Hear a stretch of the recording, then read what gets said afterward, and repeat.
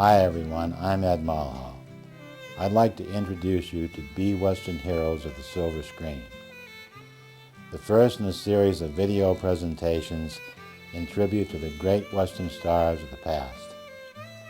If you went to the movies during the 30s, 40s, early 50s, you certainly remember great Western stars like Alan Rocky Lane, Tim McCoy, Buck Jones, Tex Ritter, Lash LaRue, Charles Starrett, and so many, many others. They all gave us countless hours of entertainment at our local theaters with Saturday matinees and double features across the country. My first experience with a B Western film was the summer of 1946. I was 6 years old and my dad took me out to our little town hall in Hancock, New Hampshire. They were showing a Bob Steele Western. And during the course of the film, Bob Steele races up along a runaway buckboard with a team of horses out front. He grabs a lady off the buckboard, puts her on his saddle, and rides away with dramatic music and clouds of dust. And I never forgot this scene. I was hooked on B Westerns from that time on. Whenever I couldn't get to see a movie, I would listen to the radio. One of my favorite shows back then was the Tom Mix radio show with an actor by the name of Curly Bradley. I sincerely hope that you enjoy this video presentation and it makes you remember some great times in your life. Thank you.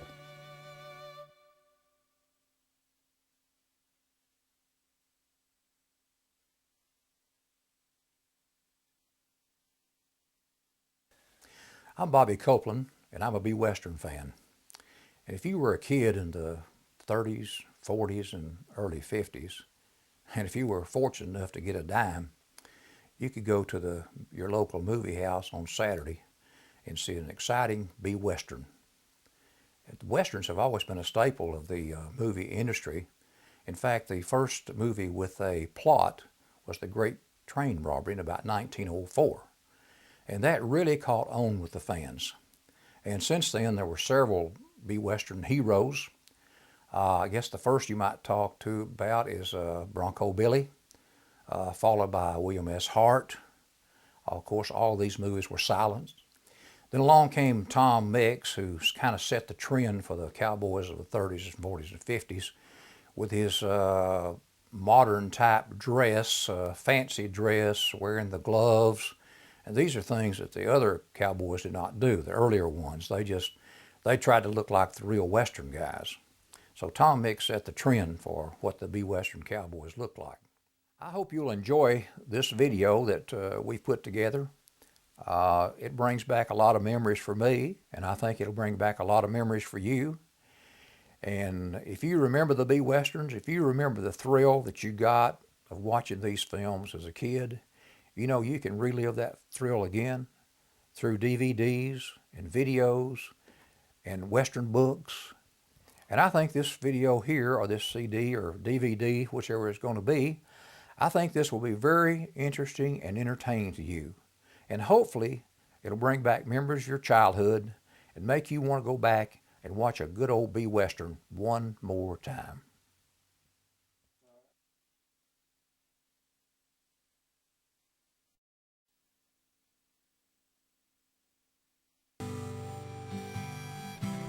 Edison's very early films ignited the nation's interest in stories of the American West. Scenes depicting heroine sharpshooter Annie Oakley and Indian ceremonial dances serve to assure viewers that motion pictures and Western adventure were destined to play a very significant role in American entertainment. As the American public discovered motion pictures, the Western film was right there to greet them. In 1903, the Edison Company made The Great Train Robbery. In spite of the fact that the film was shot entirely in rural New Jersey, it became an instant success and launched the career of Bronco Billy Anderson. Billy went on to more films and fame as the first real Western star.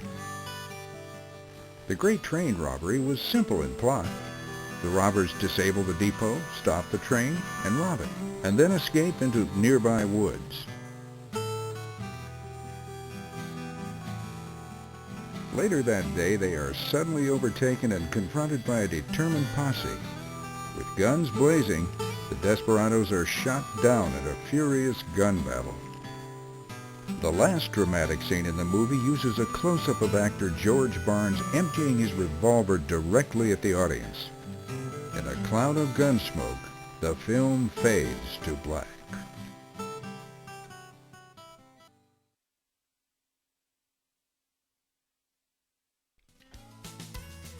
In a scene from Son of a Gun, early film star Bronco Billy Anderson portrays a wild and rowdy cowboy intimidating the unfortunate inhabitants of a crowded saloon.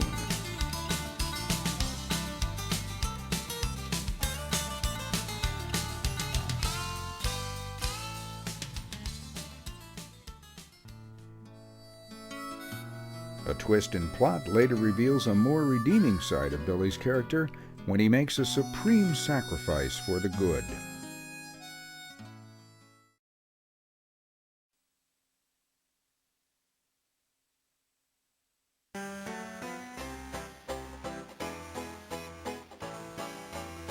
Actor-director William S. Hart was an immensely popular silent film star.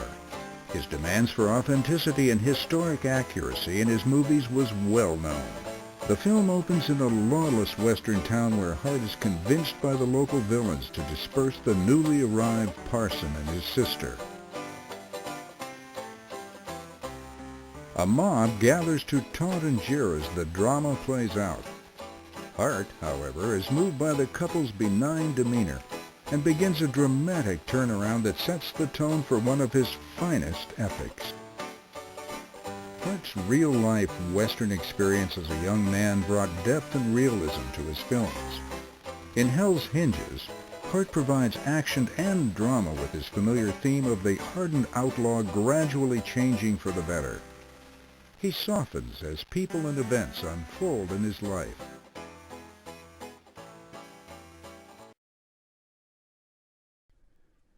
Most prominent during the silent era, Western hero Tom Mix made over 300 films in his career.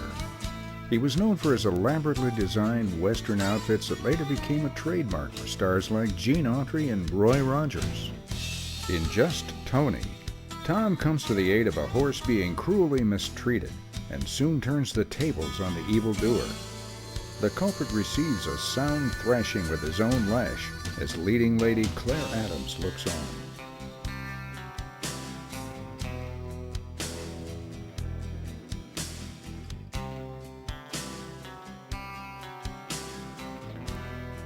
A typical Mix movie often combined heroic rescues with humorous interludes and lots of trick riding and roping stunts.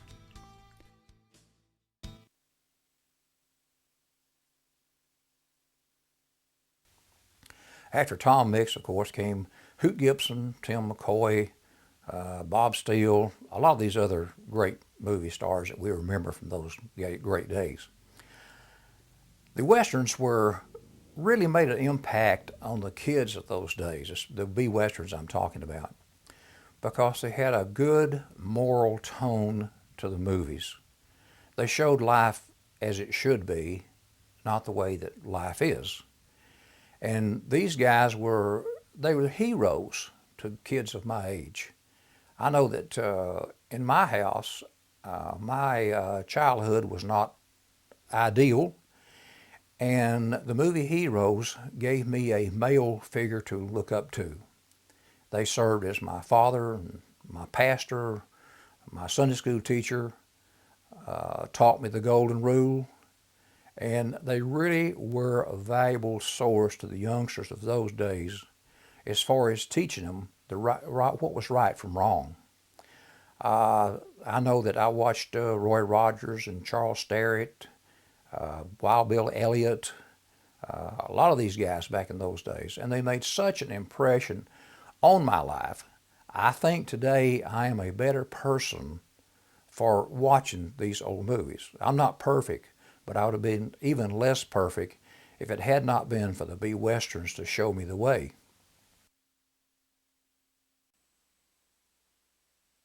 As I was born in 1940, The Western stars of the 1930s films were just a little bit before my time.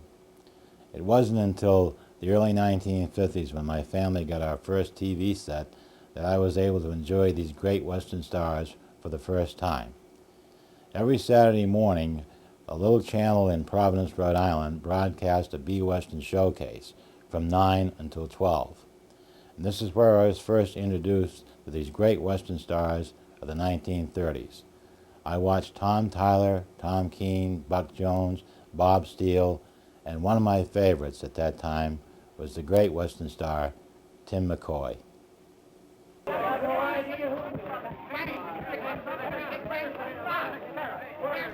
Tim McCoy was another cowboy star with real-life experience and knowledge of the West.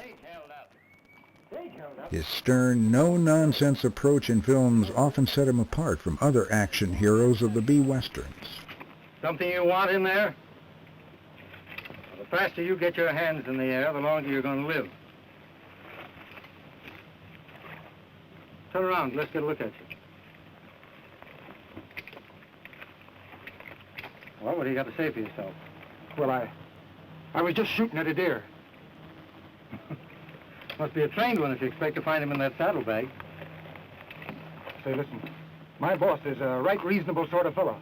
Maybe you can make a deal with him. Well, I'm a right unreasonable sort of fellow. I don't make deals.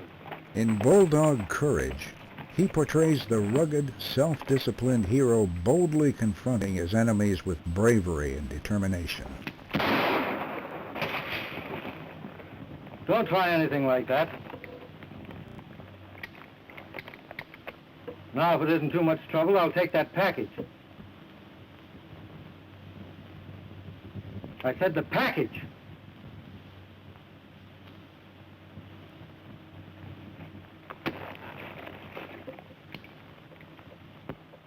Thanks, boys.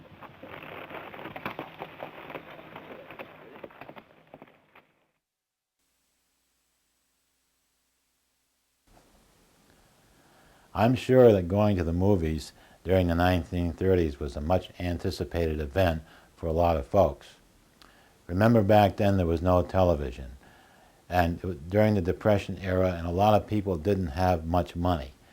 And I'm sure that the movies of those days were a relatively inexpensive way to entertain yourself and your family. Maybe they could afford to go to the movies once a month if they were lucky. And we forget sometimes today how much we really have in this country. And when I watched these films on television in the 1950s, I was really attracted to these stars because of the way they conducted themselves and the image they presented on the screen. I think that's one of the greatest things about the B-Westerns. I agree completely with what Bobby Copeland said. The moral tone of the movies was just very, very, very good in those days. And as I look back, I can remember lots of stars. And one of the ones that really stood out during the 30s was Ken Maynard.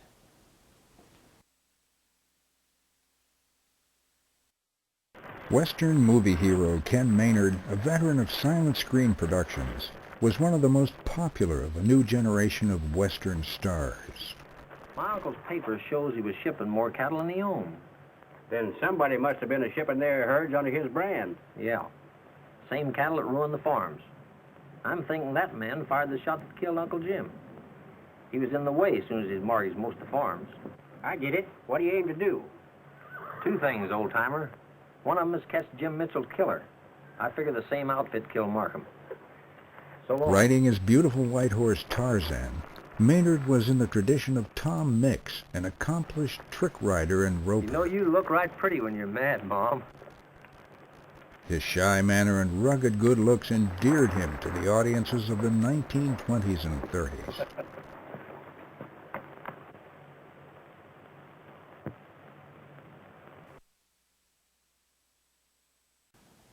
Sometime during the early 1950s, I became a country and western music fan.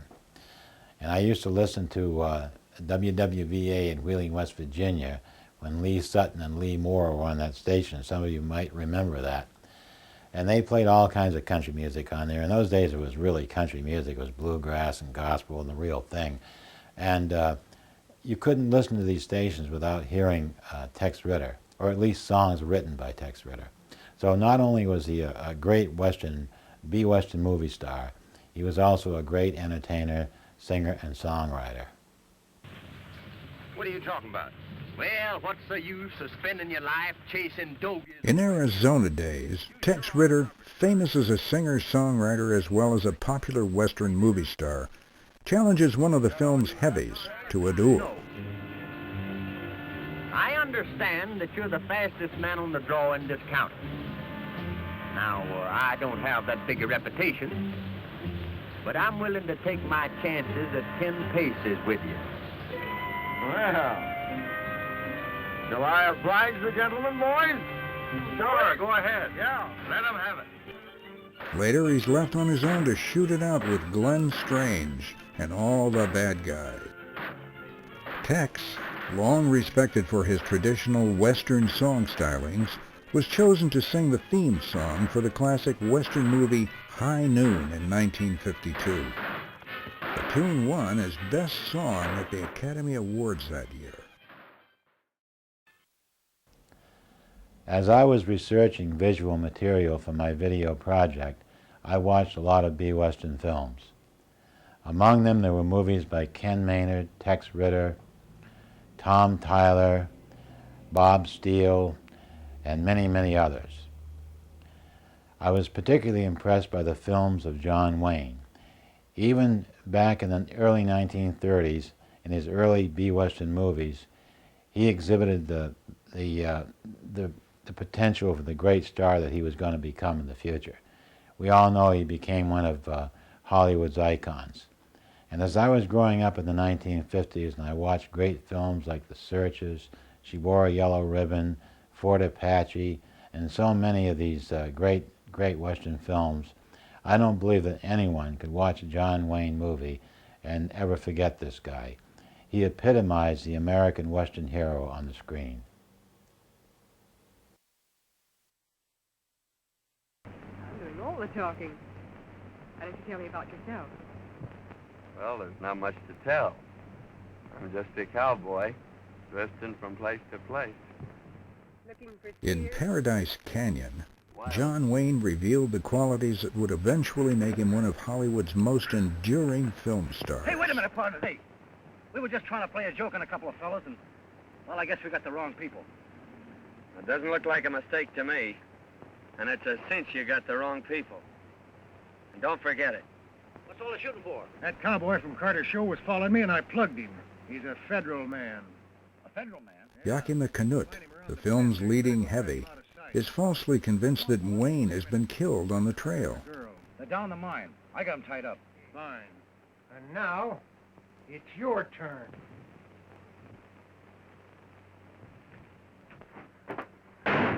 In the end, his plans are foiled when Wayne reappears to put him and his gang out of business and free some frightened hostages. The B-Western was almost dying out in the early 30s, but along came Gene Autry. And when Gene Autry came on as a singing cowboy, he set the trend for another generation or so of these B-Western films. After Gene Autry made the start as a singing cowboy, then every studio clamored to get their own B-Western star. And this had a great effect on the movies and gave them a boost and kept them going for another 15 years or so. In the 1940s, I guess this was the really heyday of the Westerns, and each studio was churning them out 6, 8, 10, 12 at a time a year.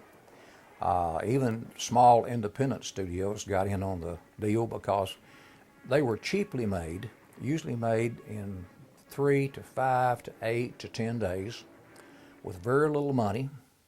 And someone's asked what a B-Western is. What's the B stand for in B-Western? Well, B stands for budget, and that means low budget, not high budget. These were made very inexpensively.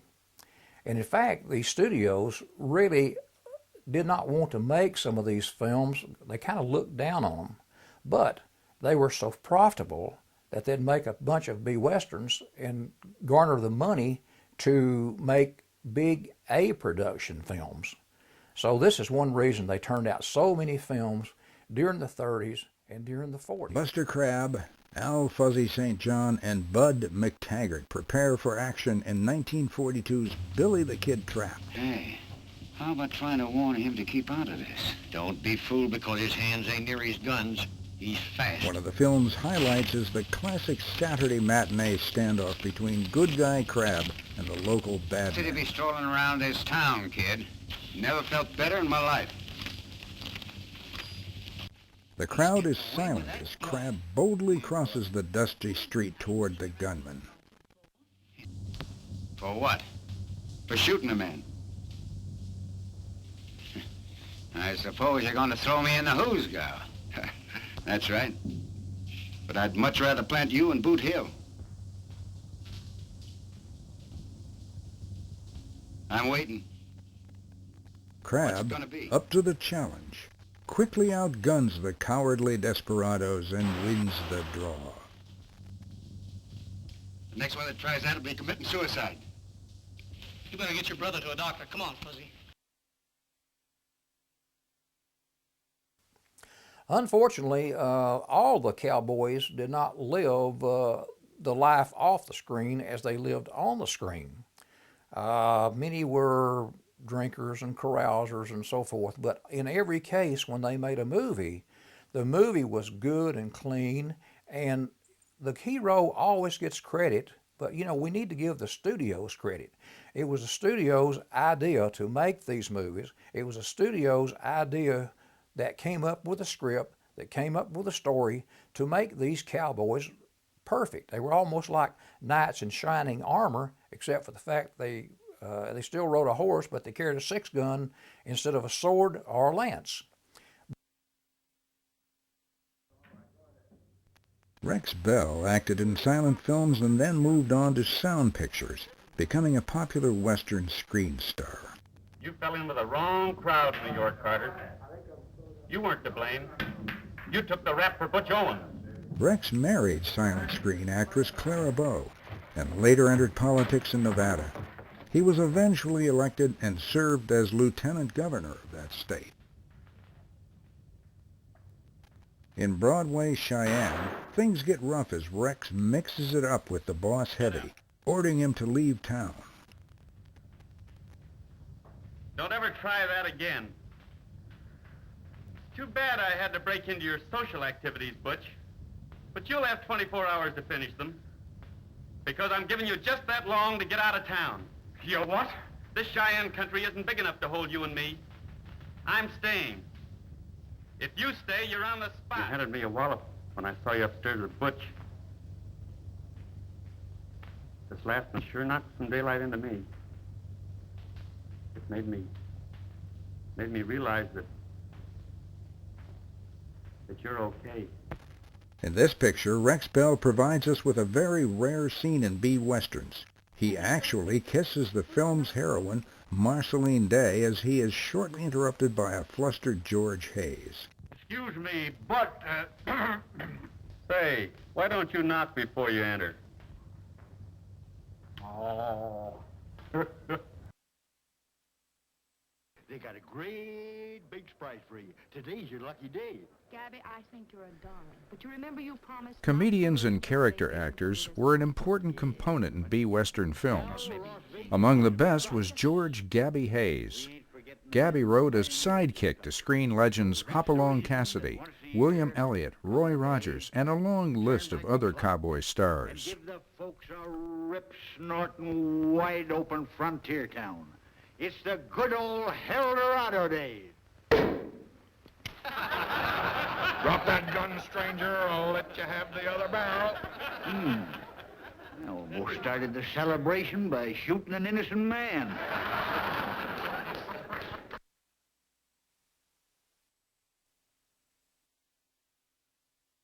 In fact, I found out about the film festivals in 1984. They'd been going on since about 1972. And I always wanted to go to one, but I couldn't figure out, I didn't know when they happened. So one day I found out there was going to be a film festival in Raleigh, North Carolina. I found out the ad, I looked at the ad and read it over, and I could not believe my good fortune. My kid hero was Charles Durango Sterrett, and Sterrett was going to be at this film festival. And we were so excited, my brother and I, as we traveled to Raleigh, all the way about every 50 miles would say, oh, I bet he won't show up, I bet he won't show up. But show up he did, and he was a wonderful, wonderful gentleman. He loved the fans. He liked to talk to the fans. He interacted with everyone at the festival, just like I thought he would after seeing him on the screen. So he was one guy that set a good example, but probably no one set a better example than Roy Rogers and Dale Evans. After they married in 1947, Dale became a Christian, and it wasn't too long after that that Roy became a Christian. And they did many things to help their fellow man. They made personal appearances on many religious broadcasts. They made personal appearances all over to help people. They gave money to charities. They visited hospitals. And Dale had her own Christian program on TV. And they really were the outstanding, I'd say, people who came out of the B-Westerns, who showed us right from wrong and showed us how life should be. No one was a better example than Roy and Dale.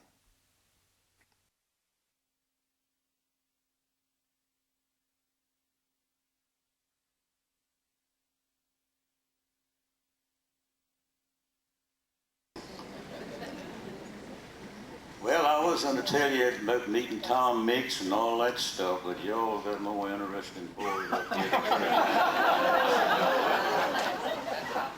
So I'll save my stuff until next year, huh? I could tell you how I met Tom Mix. It was in California.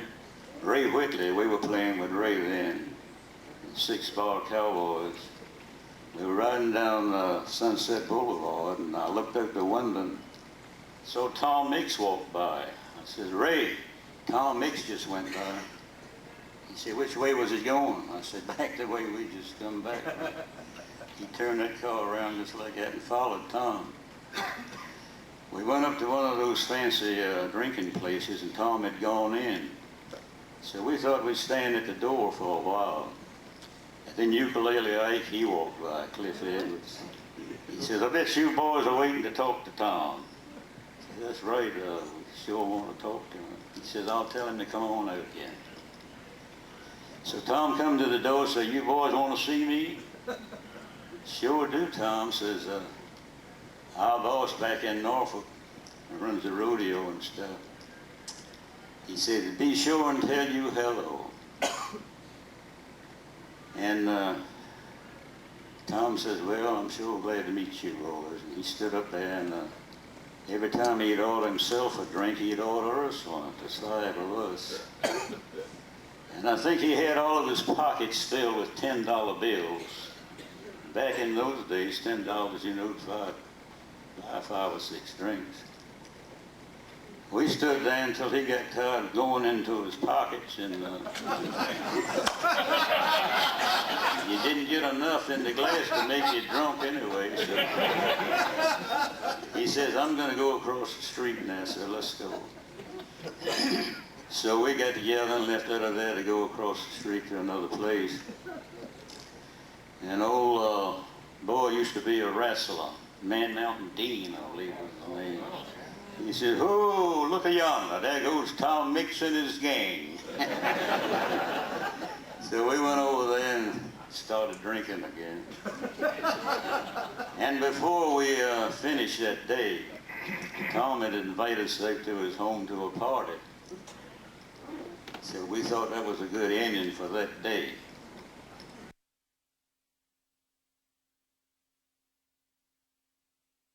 But I liked Alan Lane. I thought he was,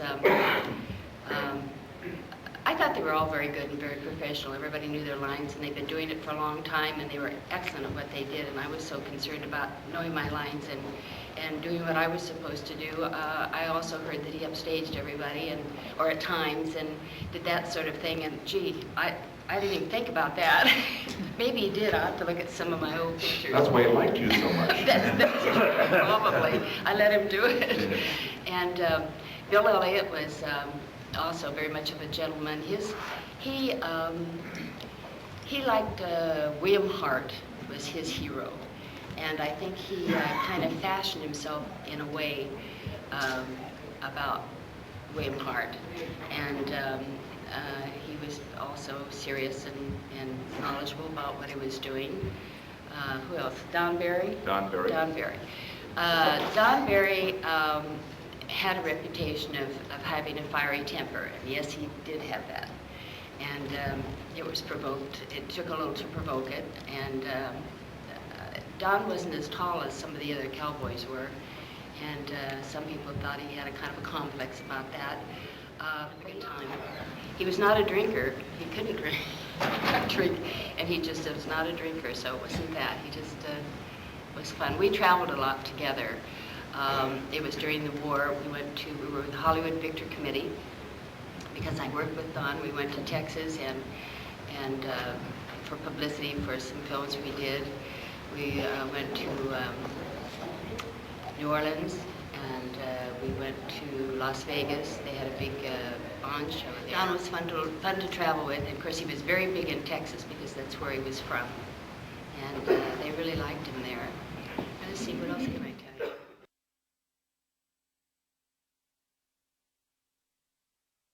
You know, they call Roy Rogers the king of the cowboys, but if there was a logical successor to the throne, I would call him the prince of the plains. And of course, I'm talking about the Arizona cowboy himself. A wise man once said, if you have to identify a person that isn't so famous at all. I would have to agree with that, so let's just say, may I have a nice Knoxville welcome for Mr. Rex Allen.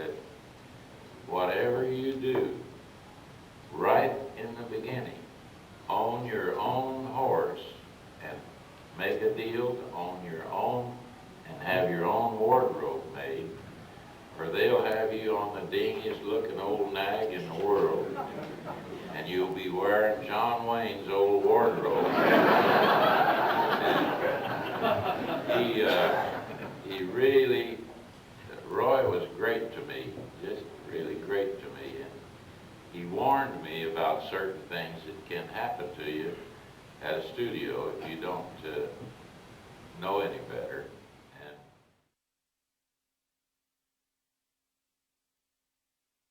And there was one day at the Lancaster Inn, and I was sitting there having a bite to eat with him, and a lady came out of the back room, and she took a look over, and there was Gary Cooper. And her jaw dropped. And she turned around and ran into the room, and about 40 other ladies came out, and they're all kind of matronly. They were the ladies' auxiliary of the veterans of the South China Seas or something. And they all stood in a group, and they looked over there at Coop, and finally one of them worked up a little bit of courage, and she ran forward with a little piece of paper and said, "Mr. Cooper, would you give me your autograph?" And he said, "Why, certainly." And he took her pen, and he signed the autograph to her, and then he turned and he said, "You'll of course want this fine actor Royal Dano." She wasn't paying a damn bit of attention. And she got the piece of paper and he signed it. She says, "Oh, thank you, Mr. Cooper. You'd like this fine actor Royal Dano sing?" And she would stand there like that. "Oh, yes, Mr. Cooper."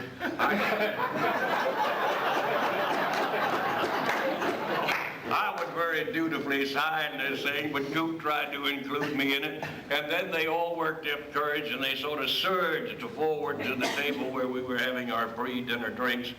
And They came up and they were scrounging in their purses. They took out napkins. They took out pieces of paper, checkbooks, everything. And one little old gal, she's a little chubby little gal, maybe 50-ish. She just brought out this tongue depressor.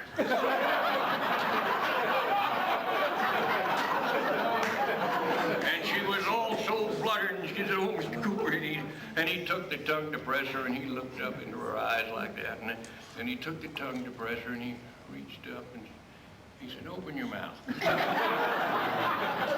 She opened up her mouth and he pushed down her tongue and he said, "Why, you don't look a day over 22. Well, I thought that lady would turn into a bowl of jelly right there. And when he finished signing all these autographs and shaking hands with him and patting them, why, they all went giggling on back and went into the room, and the manager came over and the perspiration was coming off his shoulder, and he said, "Oh, Mr. Cooper," he said, "I'm so terribly sorry, sir. I didn't mean for these people all to come out here and interrupt your dinner. I do apologize on behalf of..." And Cooper said, "No, that's all part of my business. They're fans." And I've always tried to remember that, because he was one of the biggest stars in the world, and he loved his fans. And by God, they loved him, and with good reason.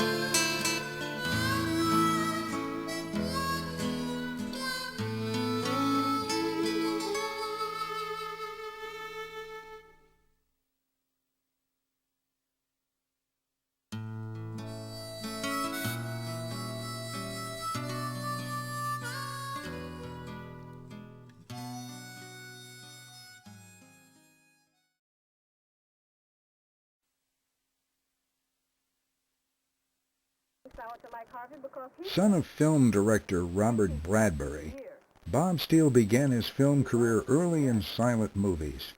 Typically, his westerns were fast-moving with lots of action and hard riding.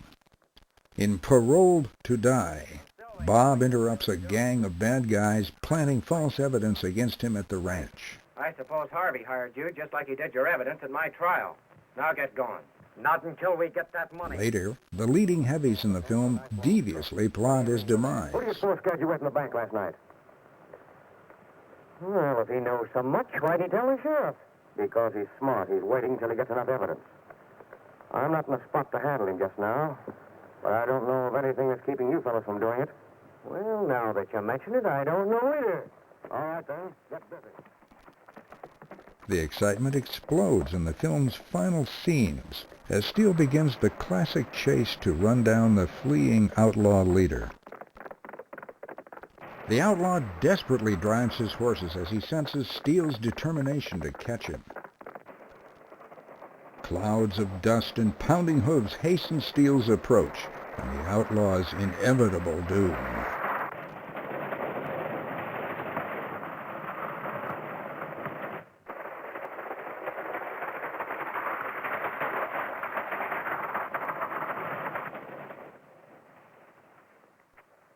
The picture comes to a thrilling climax as Bob fights the desperate criminal to the finish on the dusty road outside of town.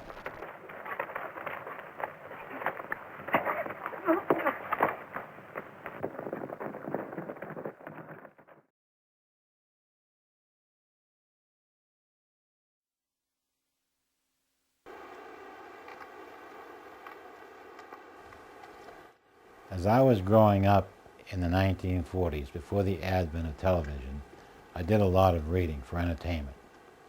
I really loved the Zane Grey novels and the Hopalong Cassidy series books by Clarence E. Mulford.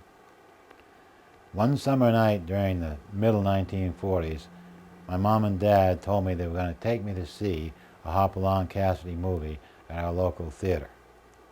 They always showed the B-Western film first, and needless to say, I was delighted. From that time on, I was an avid Hopalong Cassidy fan. Early in the 1930s, William Boyd portrayed this character on the screen and became one of the most popular American B-Western heroes of all time. There just isn't hardly any B-Western fan anywhere that's never heard of Hopalong Cassidy. And fortunately, today, many of the films have been restored so that we and a new generation of American kids can see these great Western films.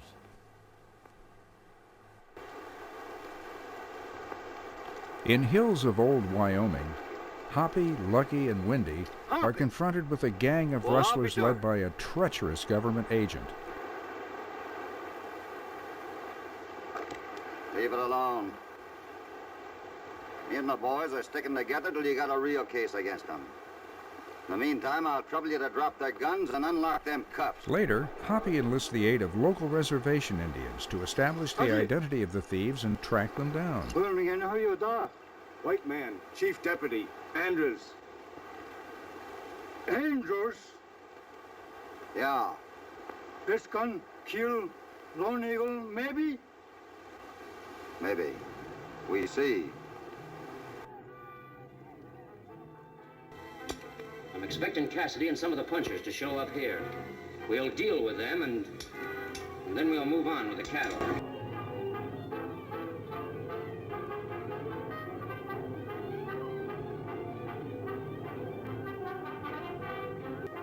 In the film's thrilling climax, Hoppy engages the villainous leader of the rustlers in a six-gun duel in the hills, ultimately bringing the cowardly thief to justice. Come on. Shoot. Get it over with. You're going back alive. It's a little matter of murder and cattle thieving to clear up.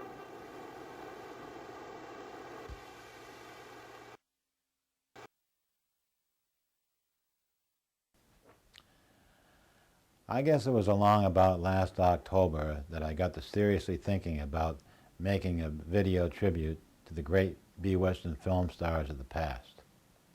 And right about that time, I realized that I really needed somebody that was knowledgeable about the subject. One night I was surfing the web and I came across the old corral, and I noticed on there that Bobby Copeland had a section and there was some of his books available. I got in touch with him and I ordered some of his books. We emailed back and forth, and I can tell you that if you really want to know about B-Western films and you want books that are easy to read, interesting, entertaining, and informative, he's the guy to talk to. So I'll let Bobby himself tell you about his books and how you can order them.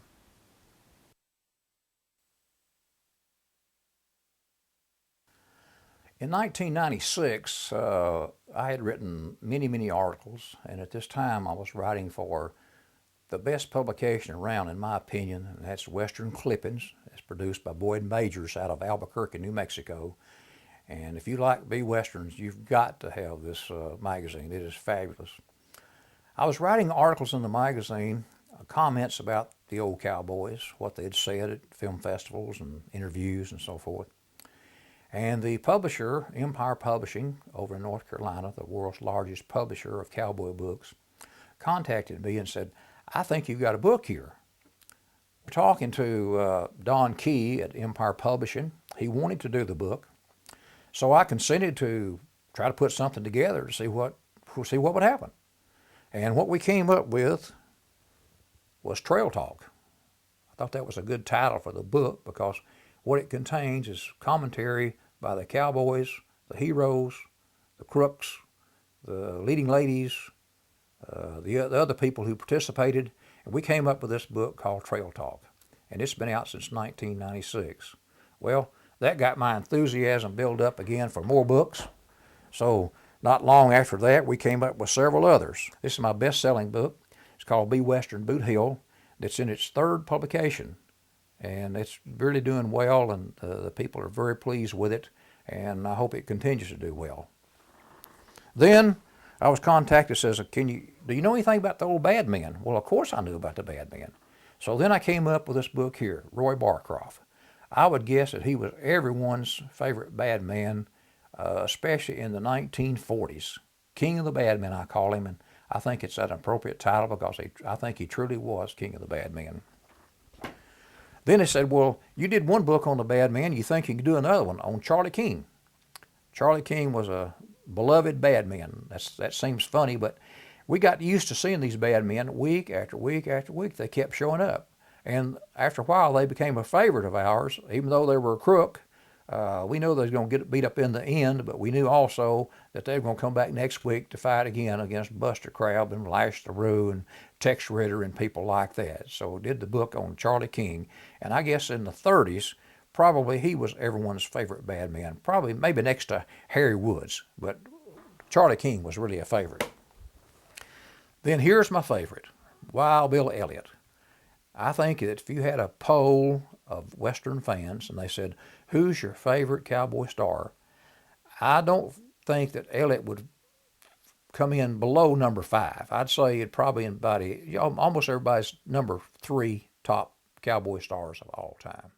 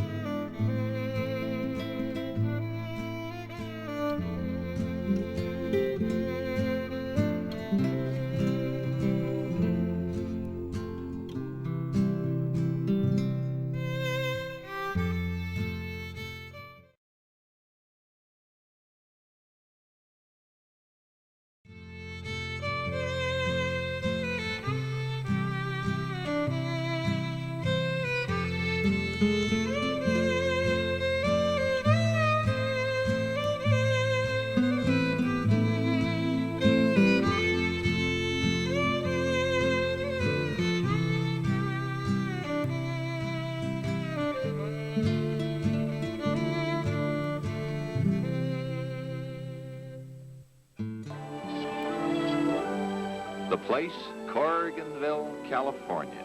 The time, early morning, any day. You see, folks that come here say this place is timeless.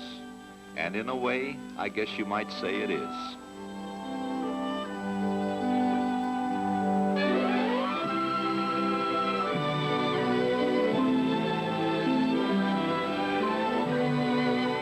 Because this place stands as an epitaph to an era, so wild in adventure and rich in romance that it has captured the hearts of Americans.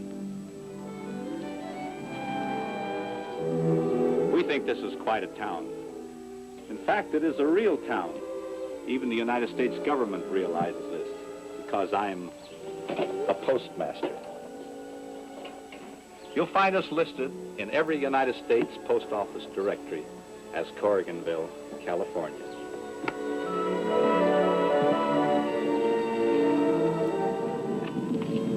I built my home here.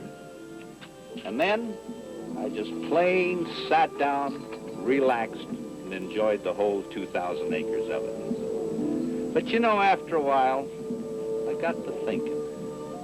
It's a shame that other people can't enjoy it with me. People like you. So I decided to do something about it. And believe me, I did something about it. I opened up the whole ranch, every part of it, for my friends and you.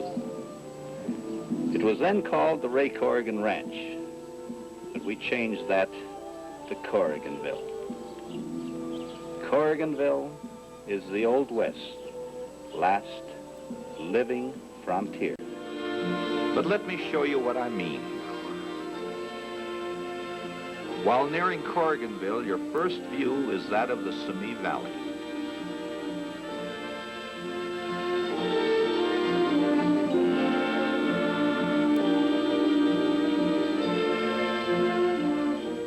And before you know it, you've arrived at my ranch. Like the sign says,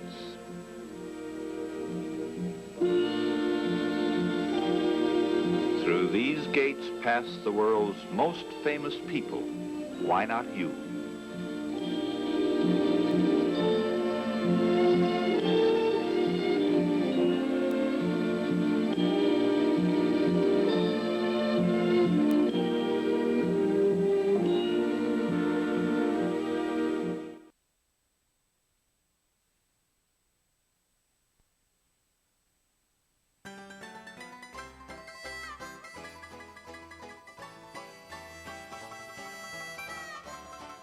Corriganville was one of many great movie filming locations used in the making of B-westerns, serials, and feature motion pictures. We commemorate all of these important sites as an essential element of American filmmaking history. In 1937, the property was purchased by Mr. Corrigan as the result of a hunting trip nearby. In 1938, it was named the Ray Kerrigan Movie Ranch. Filming officially began in 1941 with the Jungle Girls serial. The ranch became an extremely popular tourist attraction in the 1950s before the introduction of Disneyland and Universal Studios parks in California. It is often considered to be that state's first theme park.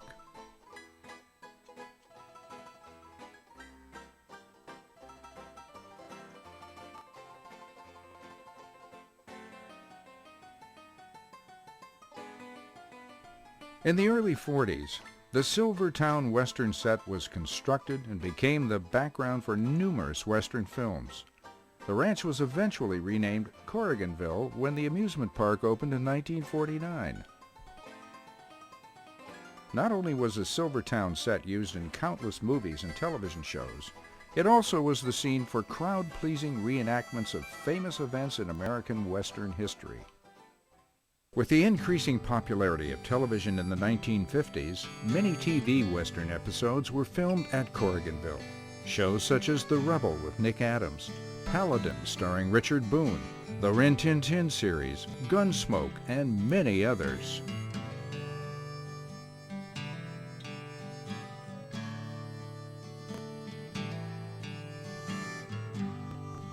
The park's beautiful scenery was not limited exclusively for Westerns.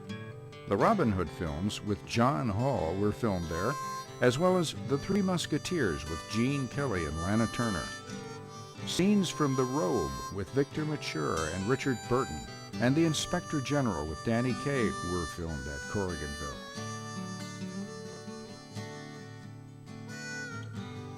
Films like The Nebraskan and Beyond the Purple Hills with Gene Autry took full advantage of the extraordinarily beautiful outdoor settings at the ranch.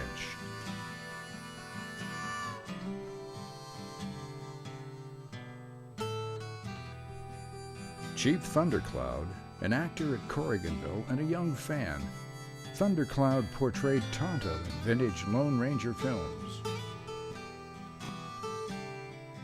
The church and school building, a familiar scene in dozens of films and television productions.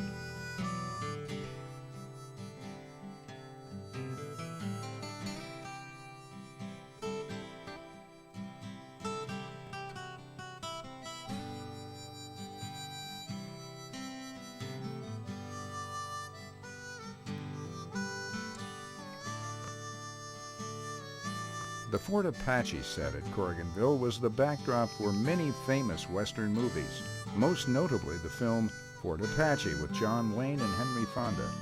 The scenes for that picture were shot at the ranch for 2 weeks in September of 1947.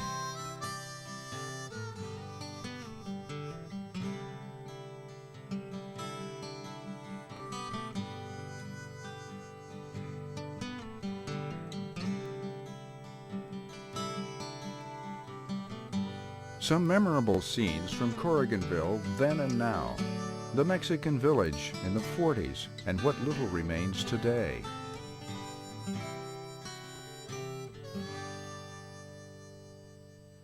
The famous East Bridge then and now.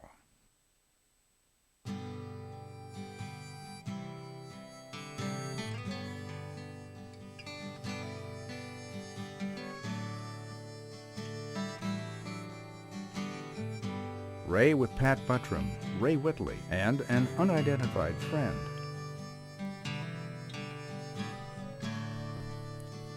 The barn in movie days, and the present remains.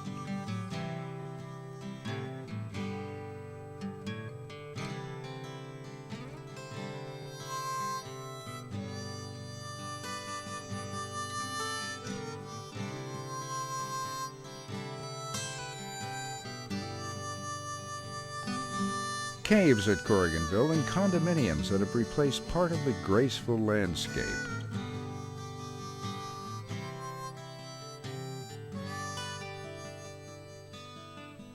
The famous chase or camera car roads where many action and stunt scenes were filmed.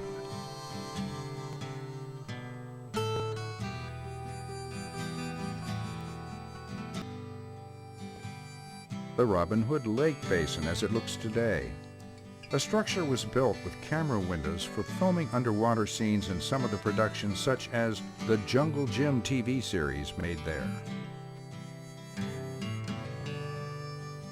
Ray Corrigan in full Western garb at Corriganville, and a scene showing the Robin Hood Forest as it appears today, now a picnic area.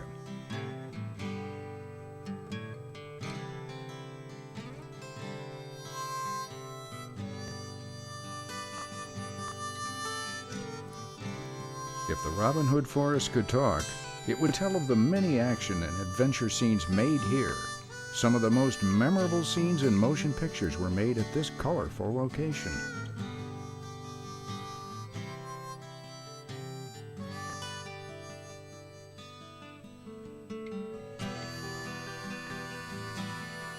The famous stunt rock, used in many a dramatic action scene in B westerns, as it was and as it remains today.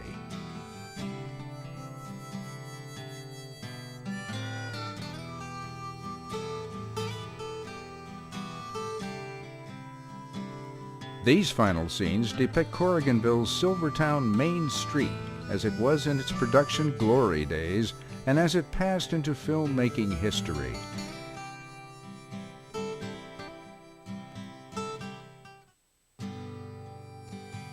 Sold to Bob Hope and renamed Hopetown in 1965, the Silvertown set was ravaged by wildfires in 1970 and an arson fire in 1979, which led to its demise and subsequent closing to the public in 1966.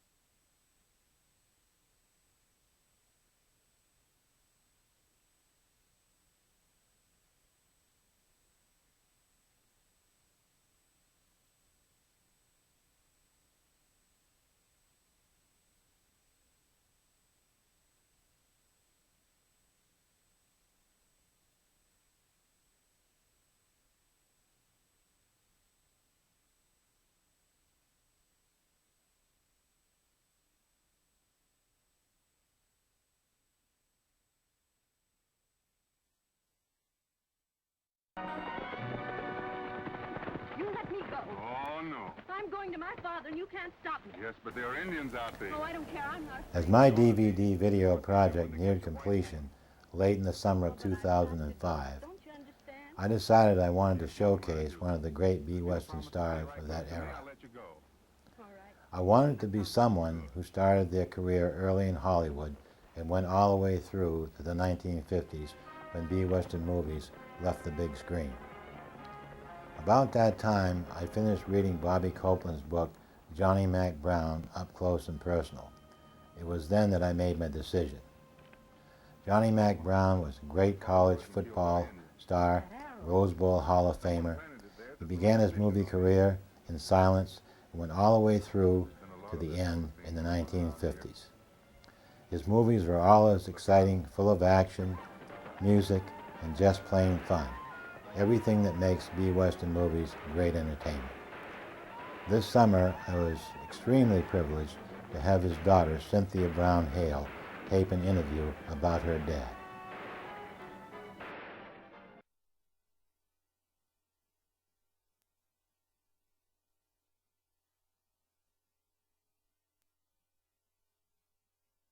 Dad was born in Dothan, Alabama, and in 1904, and he played football for Dothan High School, and at that point he was noticed for his football abilities, and he was given the title of Dothan Antelope for his being so fleet of foot.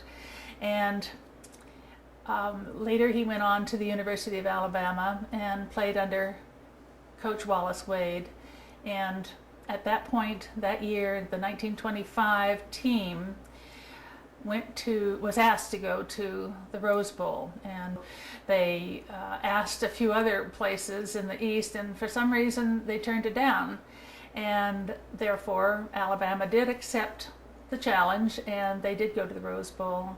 And the 1925 team, which actually played on New Year's Day in 1926, won their event, the football, over the Washington Huskies, and Dad made 2 of those touchdowns, and a third one was made by Pooley Hubert, who was another veteran on the team. And anyway, they said the crowd was in an uproar, and it was such an exciting game, and some sports writers have said it was the most exciting game and probably the greatest game in Rose Bowl history.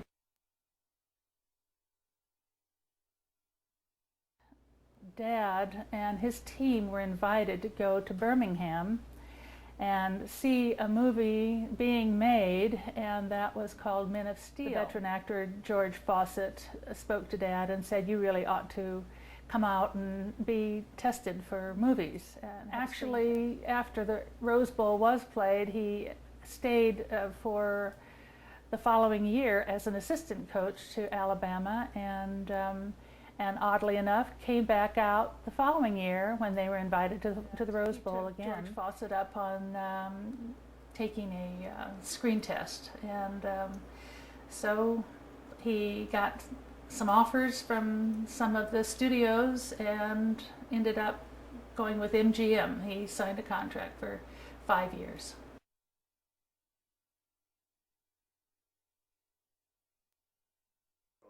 Okay. Dad's career in the movies really started during the time the silents were going, and it was really toward the end of the silent era. But he did do a number of silent movies, and one of them that he did was with Marion Davies in The Fair Coed, and another one was Annapolis. And then Mary Pickford had picked him to be in her movie, her first movie that was going to be a talking movie. And Mary Pickford, if you might remember, was the America's sweetheart, and she had all these long curls, and she always appeared as a child practically in many movies, I think probably up until she was into her 20s anyway. And this was her first talking movie, and she also cut her hair all off for this, and so this was a big moment in her time, and also she did get the Academy Award for it. And so that was Coquette. And some of the other movies that Dad appeared in with, like Mae West, was Belle of the 90s, and Our Dancing Daughters with Joan Crawford was another one. And he appeared with Joan Crawford in a movie that might have been considered his first Western, and that was Montana Moon. And at least they were on horseback. And then from then on, he was offered a part in King Vidor's Billy the Kid. And he took the role, and I think King Vidor thought he was too attractive and too good looking to play the part of the scoundrel Billy the Kid, but anyway, I think it turned out all right in the end. It was also shot in 70 millimeter, which is what Star Wars was shot in. So this was on the big wide screen, which was it was a first. They had not done this before. He appeared with Wallace Beery, and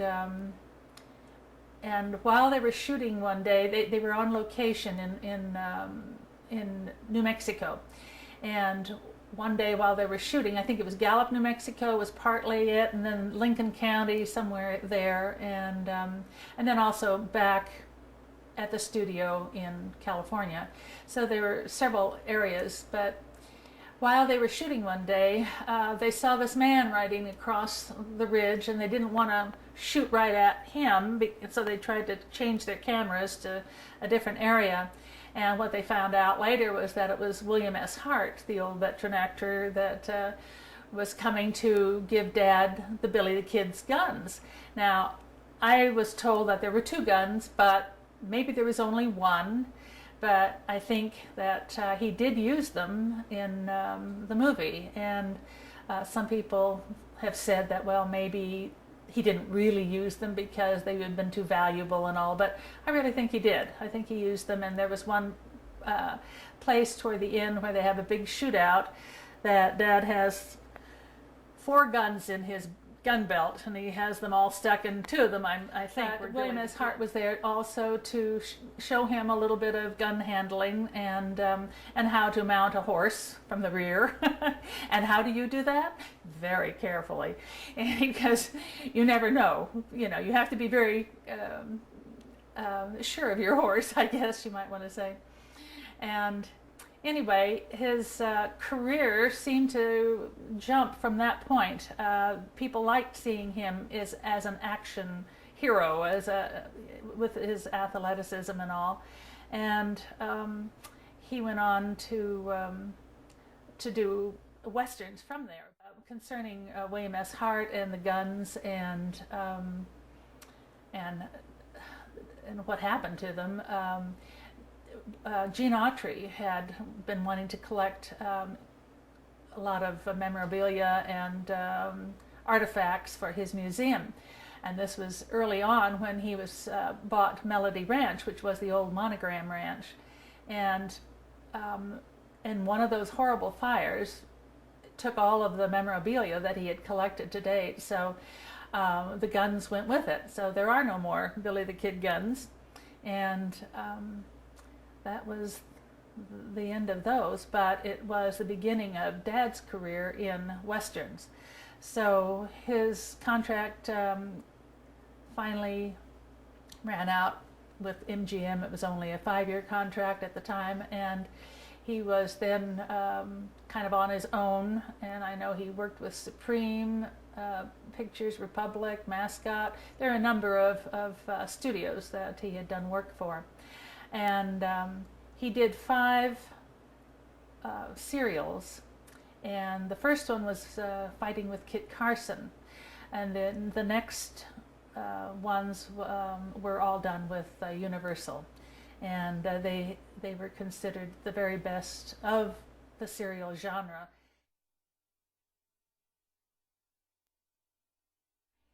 One question I get often is, well, what was it like being the daughter of Johnny Mack Brown? It's a tough question for me to answer.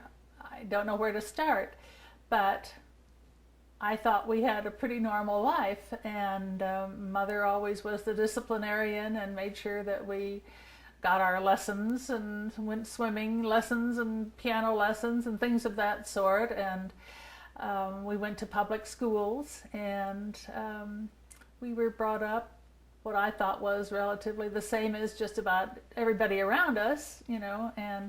But there were special moments, of course, because Dad being who he was, I guess it was the recognition that always was there. Whenever we were out with him, everybody would come and say hi to Johnny Mack, or, you know, somebody would yell across the parking lot, or, you know, or in the football stands or whatever. And there was always recognition and a warm feeling that came with being in his presence and being a part of that family.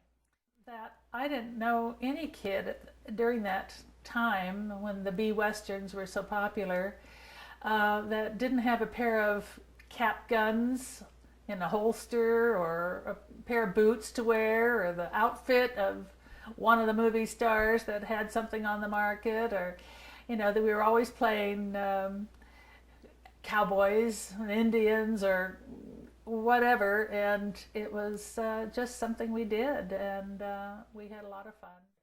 As far as Dad's hobbies go, when he was available between his movies and throughout the years, he loved fishing, he loved tennis, and he loved hunting. And he did all of those with certain sets of friends that every year around September you could guarantee that his tennis buddies were going to take him off to a hunting trip. And that was September 1st was his birthday.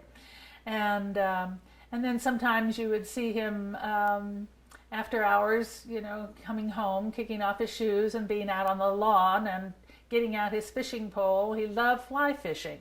So you see him coming back and forth and getting back and forth. So he just land that fly just right on the water, or on the lawn as it would be at that point.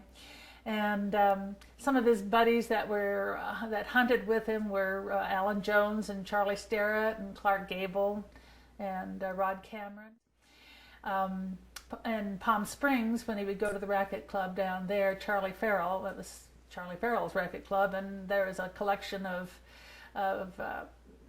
stars that would go down there and enjoy the tennis, and he certainly enjoyed that. And prior to that, in the 30s, early 30s, he and Will Rogers and Big Boy Williams and Hal Roach Sr. and Spencer Tracy, some of those fellows, even Leslie Howard, if you remember him, Gone with the Wind, they all played on the polo fields and the Riviera Country Club, the Uplifters, and also at Will Rogers' home, which was, he had a polo area there for them. And so it was quite an interesting time. I wish I had been there to see it. The Beverly Hills Hotel has the polo room there, and that's got its name from all these fellows who would collect there after the polo games. Dad has had a number of wonderful acknowledgments and trophies and things through the years, and since 2000, I'll show you some of the ones that he's had. And the first one is from the Rose Bowl Hall of Fame. He was inducted to that in 2000 and actually 2001.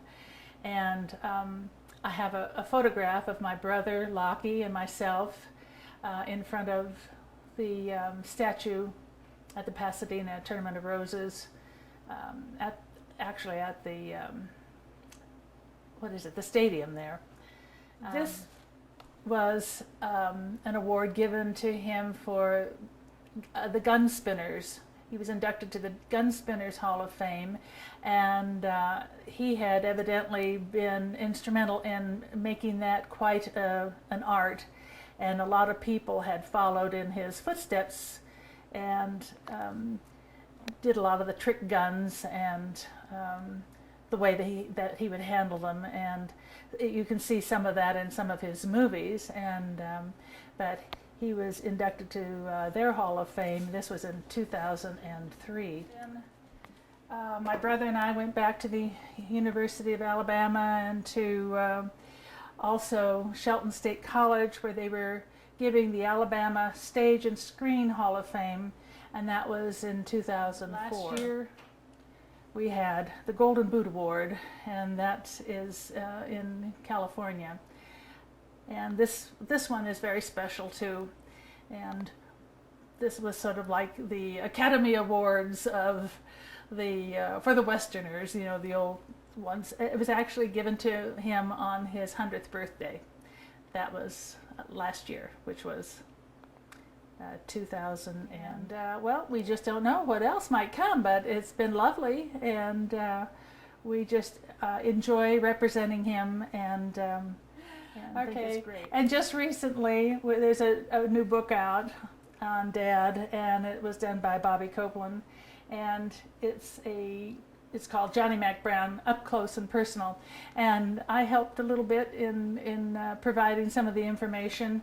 And anyway, it has a lot of, as he said, up close and personal information on him, starting way back when Dad was in football in the high school level, and then also to his very last movies that he made, which were somewhere in 1963, I think.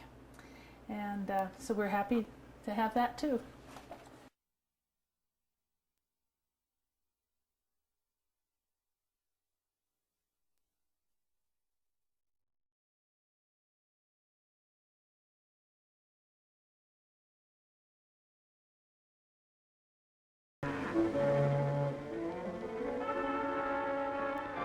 In Ragtime Cowboy Joe, a rancher is murdered during a cattle rustling scheme.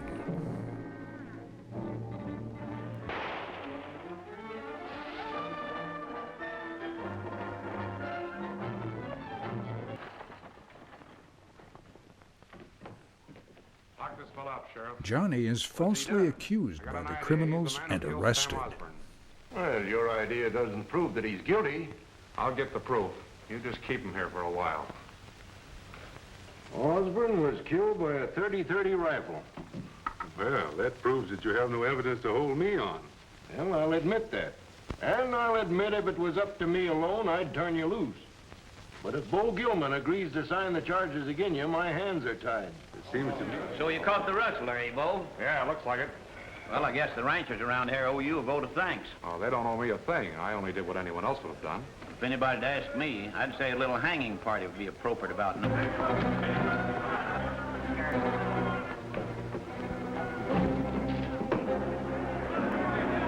Looks like we're in for a hanging party.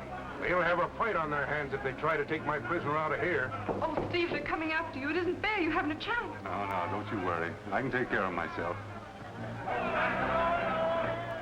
Say, wait a minute, Sheriff. You don't need me.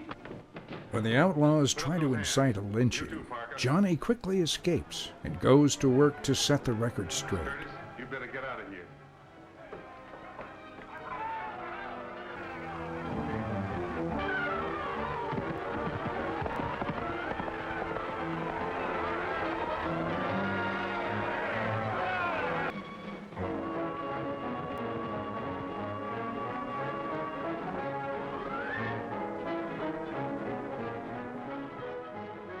The movie provides plenty of action and excitement as Brown pursues the rustlers and gets to the bottom of things.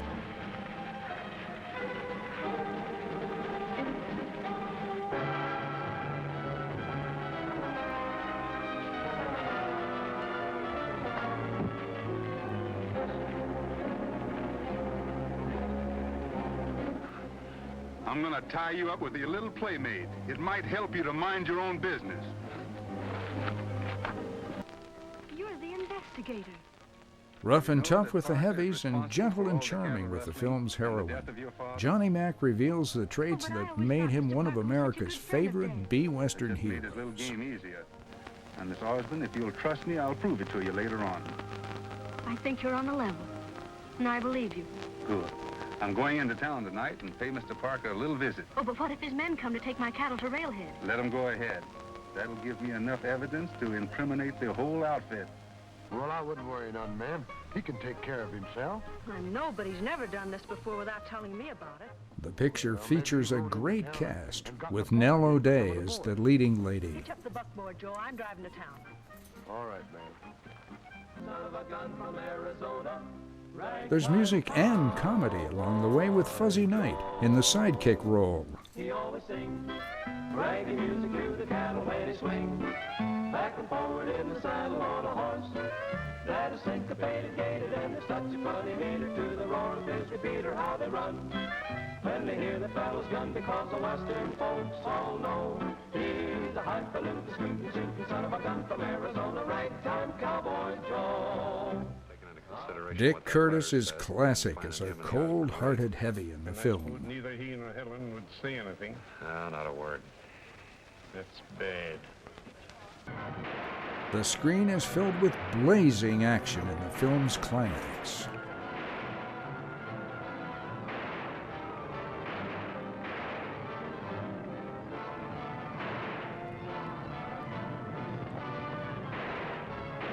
Roaring six guns and a rousing cattle stampede round up the fleeing rustlers.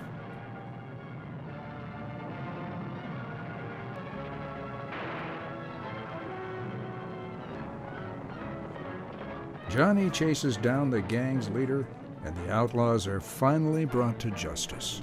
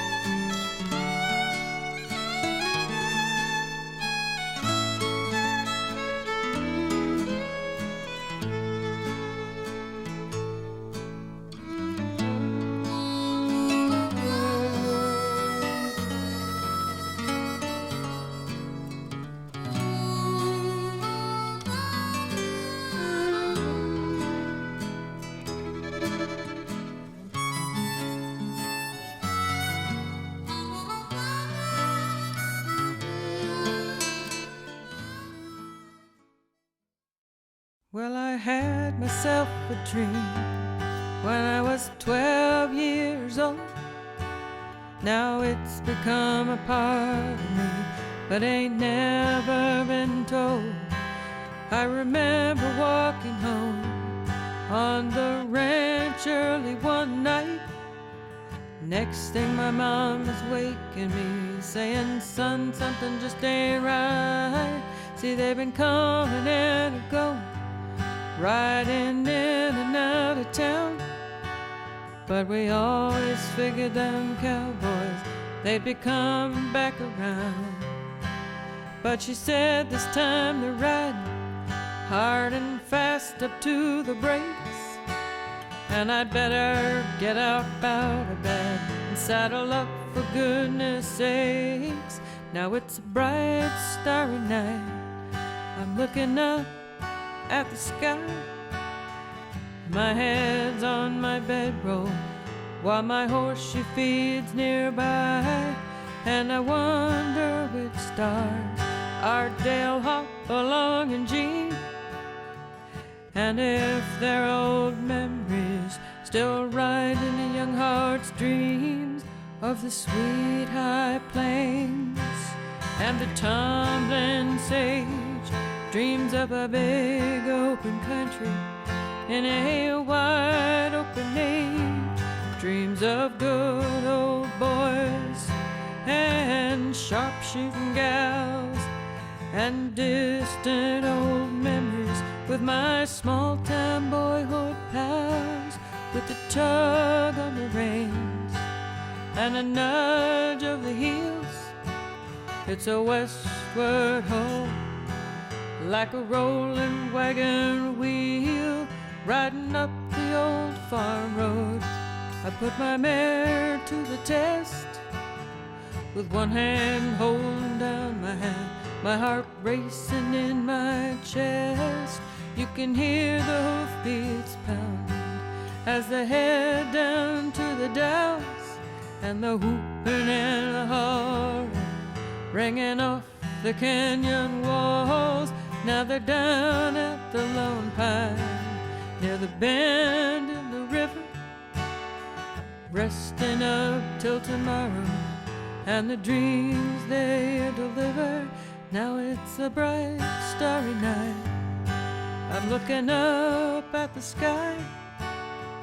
My head's on my bedroll while my horse she feeds nearby, and I wonder which stars are Dale, Hopalong, and Jean, and if their old memories still ride in a young heart's dreams, dreams of sweet high plains and the tumbling sage, dreams of a big open country in a wide open age, dreams of good old boys and sharpshooting gals and the distant old memories of my small hood